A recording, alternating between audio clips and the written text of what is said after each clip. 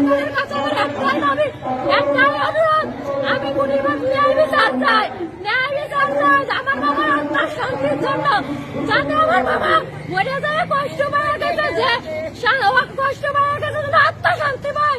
সেই জন্য আপনাদের কাছে আমার অনুরোধ, আমার মামারে ন্যায় বিচার করে দেন। আমার পুলিশ চালিয়ে দেন আমার অনুরোধ, আমার একসাথে সবার কাছে আমার অনুরোধ, শাস্তি চাই, শাস্তি চাই, ফাঁসি চাই।